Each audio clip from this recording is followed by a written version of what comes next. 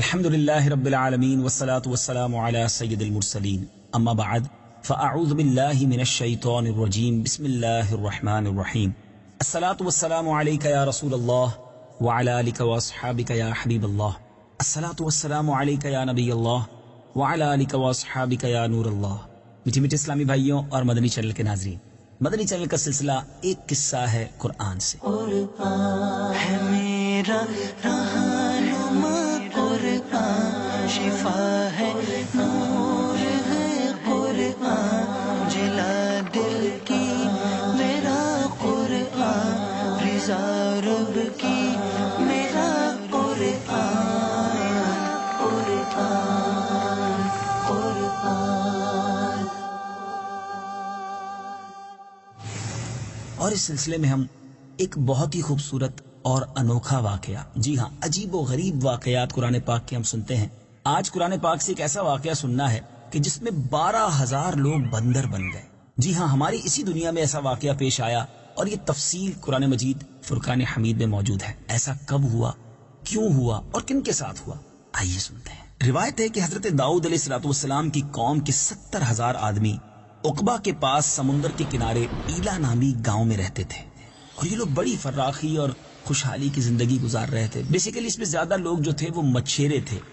اب اللہ تعالیٰ نے ان لوگوں کا اس طرح امتحان لیا کہ سنیچر کے دن مچھلی کا شکار ان لوگوں پر حرام فرما دیا، اور ہفتے کے باقی دنوں میں شکار جو ہے وہ حلال فرمایا۔ مگر اس طرح ان لوگوں کو آزمائش میں مبتلا فرمایا کہ سنیچر کے دن اور دنوں کے مقابلے میں مچھلیاں زیادہ آتی تھیں، دوسرے دنوں میں نہیں آتی تھیں۔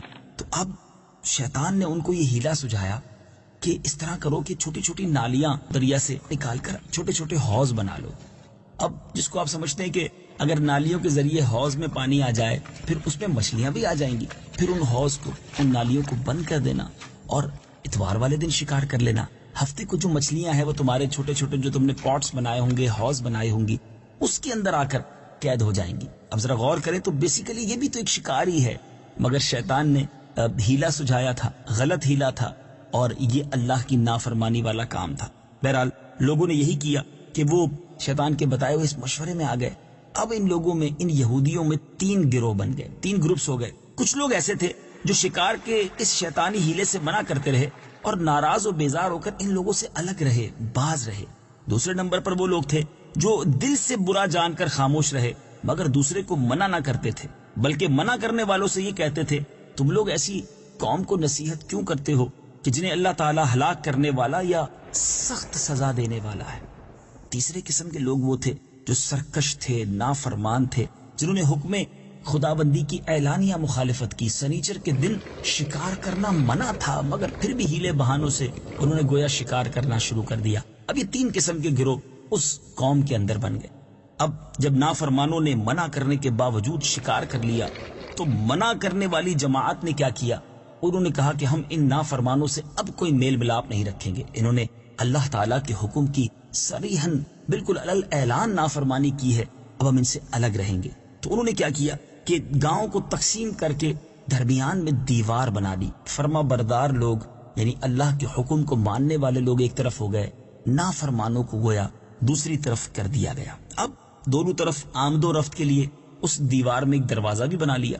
حضرت داؤد علیہ السلام کی قوم کے یہ لوگ تھے۔ جب آپ کو پتا چلا کہ قوم کے ہزاروں لوگ ایسے بھی ہیں جنہوں نے اللہ عز و جل کے حکم کی نافرمانی کی اور سنیچر والے دن بھی شکار کیا ہے، آپ علیہ السلام نے غضبناک ہو کر شکار کرنے والوں پر لعنت فرما دی۔ اس کا اثر یہ ہوا کہ ایک دن ان خطا کاروں میں سے کوئی باہر نہ نکلا۔ اب برابر میں سے 12,000 کے قریب لوگ تھے، کوئی اس طرف نہ آیا۔ ادھر والے لوگ دیوار پر چڑھ کر انہیں دیکھنے لگے کہ ماجرا کیا ہے، آج کوئی بھی وہاں سے اس طرف نہیں آیا۔ میٹھے میٹھے اسلامی بھائیوں، جب انہوں نے انہیں دیوار پر چڑھ کر دیکھا تو پتا چلا کہ وہ 12,000 کے قریب جو لوگ تھے وہ بندر بن چکے تھے، ان کے چہرے مسخ ہو چکے تھے۔ اب دروازہ کھولا گیا تو وہ مجرم جو تھے، جو بندر بن چکے تھے، وہ داخل ہوئے۔ اب اس کے بعد کوئی لباس کو سونگتا تھا، اپنے رشتہ دار کے قریب بھی آتا تھا۔ لیکن ذرا سوچئے نا، اگر کسی کی شکل ہی بدل گئی ہے تو اپنے رشتہ دار کو کوئی کیسے پہچانے گا؟ ہاں، وہ بندر پہچانتے تھے اس طرف والوں کو اور ان کے لباس کو سونگ کر روتے رہتے، لیکن انہیں نہیں پتا چلتا تھا کہ یہ کون شخص ہے، میرے خاندان کا کون سا فرد ہے۔ بہرحال میٹھے اسلامی بھائیوں، یہ 3 دن تک زندہ رہے، لیکن ان 3 دنوں میں کچھ کھا پی نہ سکے، یوں ہی بھوکے پیاسے سارے ہلاک ہو گئے، شکار سے منع کرنے والا گروہ ہلاکت سے سلامت میں رہا، اور صحیح قول یہ ہے کہ دل سے برا جان کر خاموش رہنے والوں کو بھی اللہ تعالیٰ نے اس عذاب سے بچا لیا۔ کیسا عجیب و غریب واقعہ ہے۔ اس واقعے کا اجمالی بیان تو سورہ بقرہ میں ہے۔ آئیے سورہ بقرہ کی پارہ 1 آیت نمبر 65 کی تلاوت بھی سنتے ہیں اور ترجمہ بھی سنتے ہیں۔ وَلَقَدْ عَلِمْتُمُ الَّذِينَ اعْتَدَوْا مِنكُمْ فِي السَّبْتِ فَقُلْنَا لَهُمْ كُونُوا قِرَدَةً خَاسِئِينَ۔ ترجمہ، اور یقیناً تمہیں معلوم ہے وہ لوگ جنہوں نے تم میں سے ہفتے کے دن میں سرکشی کی، تو ہم نے ان سے کہا کہ دھتکارے ہوئے بندر بن جاؤ۔ اور یہ واقعہ تفصیل سے سورہ اعراف میں ہے، چنانچہ پارہ 9 سورہ اعراف آیت نمبر 163 تا 166 کی تلاوت بھی سنیے اور اس کا ترجمہ بھی سنیے۔ وَاسْأَلْهُمْ عَنِ الْقَرْيَةِ الَّتِي كَانَتْ حَاضِرَةَ الْبَحْرِ إِذْ يَعْدُونَ فِي السَّبْتِ إِذْ تَأْتِيهِمْ حِيتَانُهُمْ يَوْمَ سَبْتِهِمْ شُرَّعًا وَيَوْمَ لَا يَسْبِتُونَ لَا تَأْتِيهِمْ كَذَلِكَ نَبْلُوهُمْ بِمَا كَانُوا يَفْسُقُونَ۔ ترجمہ، اور ان سے اس بستی کا حال پوچھو جو دریا کے کنارے پر تھی، جب وہ ہفتے کے بارے میں حد سے بڑھنے لگے، جب ہفتے کے دن تو مچھلیاں پانی پر تیرتی ہوئی ان کے سامنے آتی، اور جس دن ہفتہ نہ ہوتا اس دن مچھلیاں نہ آتی۔ اسی طرح ہم ان کی نافرمانی کی وجہ سے ان کی آزمائش کرتے تھے۔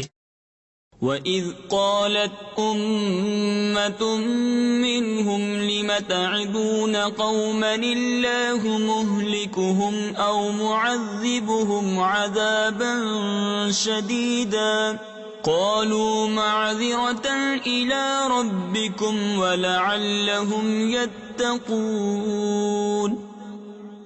ترجمہ، اور جب ان میں سے ایک گروہ نے کہا تم ان لوگوں کو کیوں نصیحت کرتے ہو جنہیں اللہ ہلاک کرنے والا ہے یا انہیں سخت عذاب دینے والا ہے، انہوں نے کہا تمہارے رب کے حضور عذر پیش کرنے کے لیے اور شاید یہ ڈریں۔ فَلَمَّا نَسُوا مَا ذُكِّرُوا بِهِ أَنجَيْنَا الَّذِينَ يَنْهَوْنَ عَنِ السُّوءِ وَأَخَذْنَا الَّذِينَ ظَلَمُوا بِعَذَابٍ بَئِيسٍ بِمَا كَانُوا يَفْسُقُونَ۔ ترجمہ، پھر جب انہوں نے اس نصیحت کو بھلا دیا جو انہیں کی گئی تھی تو ہم نے برائی سے منع کرنے والوں کو نجات دی اور ظالموں کو ان کی نافرمانی کے سبب برے عذاب میں گرفتار کر دیا۔ فَلَمَّا عَتَوْا عَمَّا نُهُوا عَنْهُ قُلْنَا لَهُمْ كُونُوا قِرَدَةً خَاسِئِينَ۔ ترجمہ، پھر جب انہوں نے ممانعت کے حکم سے سرکشی کی ہم نے ان سے فرمایا دھتکارے ہوئے بندر بن جاؤ۔ میٹھے میٹھے اسلامی بھائیو، اس واقعے سے سیکھنے کو کیا ملا؟ پہلے تو یہ سمجھ آتا ہے کہ وہ لوگ جو اللہ کے نبی کی نافرمانی کرتے ہیں اور اگر نبی علیہ الصلوۃ والسلام ان سے ناراض ہو جائیں تو اللہ کا غضب کیسا نازل ہوتا ہے، انسان بندر تک بن سکتا ہے۔ اب یہاں اس قوم کے اس دل دہلانے والے واقعے میں 2-3 باتیں بڑی سمجھنے والی ہیں۔ ایک تو اللہ کے نبی کی نافرمانی، دوسرا شیطان کے ہیلے بہانوں میں آ جانا۔ لوگ کہتے ہیں جناب سب چلتا ہے، اب جیسے آج کے دور میں سود کا نام انٹرسٹ رکھ دیا گیا، پروفٹ رکھ دیا گیا، ہیلا بنا کر بہانہ بنا کر کسی چیز کو جائز کر دینا۔ جب تک علماء حق، ہمیں علماء اہل سنت ہماری رہنمائی نہ کریں، اپنے طور پہ ڈیسیشنز نہ لیا کریں کہ یہ بھی ٹھیک ہے تو وہ بھی ٹھیک ہے، نہیں، شیطان تو چاہتا یہی ہے کہ ہم شریعت کی راہ سے ہٹ کر گناہوں بھرے راستے پر آ جائیں۔ اور پھر دوسری بات پیچھے اسلامی بھائیوں، ہمیں یہ سمجھ آ رہی ہے کہ جب بھی روزی کمائی جائے بالخصوص اس میں فقط رزق حلال ہی کی طرف جانا چاہیے۔ اللہ کی نافرمانی کر کے رزق جو کماتے ہیں وہ برباد ہوتے ہیں۔ اللہ مجھے اور آپ کو اپنے اور اپنے حبیب علیہ الصلوۃ والسلام کا فرما بردار بھی بنائے، فقط رزق حلال کمانے والا بنائے، رزق حرام سے ہم سب کو محفوظ فرمائے اور ہم سب کے رزق حلال میں خوب برکت عطا فرمائے، قرآن پاک کے نور سے ہم سب کے دلوں کو منور فرمائے۔ ایک قصہ ہے قرآن سے، سلسلہ اسی نیت کے ساتھ لے کر حاضر ہوتے ہیں تاکہ ہمیں معلوم ہو کہ قرآن پاک میں کیسے عجیب و غریب واقعات ہیں اور اس میں ہمارے لیے کیسے کیسے درس پوشیدہ ہے۔ اللہ تبارک و تعالیٰ سے ہم سب دعا کرتے ہیں ہم سب کو روزانہ تلاوت قرآن مجید کی توفیق عطا فرمائے۔ صلو علی الحبیب صلی اللہ تعالی علی محمد صلی اللہ علیہ وسلم۔ قرآن ہے میرا رہنما، قرآن شفا ہے، نور ہے قرآن، جلا دل کی